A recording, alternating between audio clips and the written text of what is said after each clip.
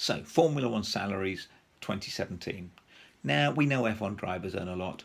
They've reached the pinnacle of their career and they're at the top of the game. So you'd expect some pretty big numbers. Now, these numbers don't include additional bonuses or sponsorship that they might get.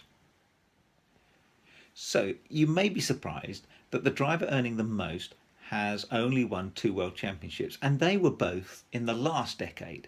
He hasn't won or even got on the podium recently. Despite this, he is still regarded as one of the top drivers on the track and can often get more out of the car.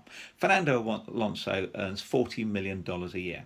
This is a staggering amount and probably the only reason keeping Alonso happy at McLaren.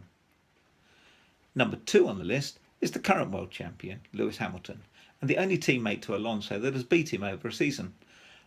Lewis earns $31 million a year. And as I'm sure you can imagine, he's closely followed by the 4 times world champion Sebastian Vettel, who earns $30 million a year. Now these 3, Alonso, Hamilton and Vettel, are head and shoulders above everybody else. Next on the list is Valtteri Bottas. He has had a $5 million salary increase from last year to $8.5 million this year. Now he's with Mercedes, which is amazing considering that he'd never won a race before this year and shows how desperate Toto Wolff was when Rosberg left. Next is a single world champion, Kimi Raikkonen, who earns $7 million a year. Daniel Ricciardo is earning 6.5, but I imagine other teams might be able to persuade him to move for more cash, and he's probably worth it. Felipe Massa is adding to his retirement fund by adding another $5 million for this year at Williams, which is incidentally more than Bottas was paid at Williams last year, and again shows how desperate Mercedes are when Rosberg left.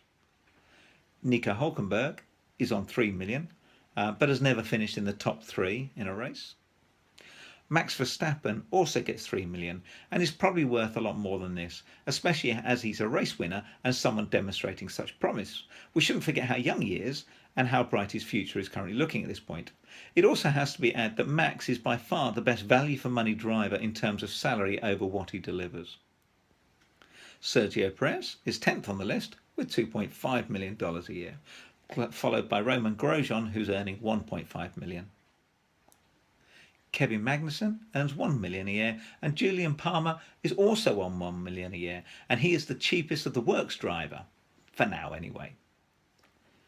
Daniel Kvyat, dropped from Red Bull to Toro Rosso, sees him earning $750,000, which is the same as his teammate Carlos Sainz.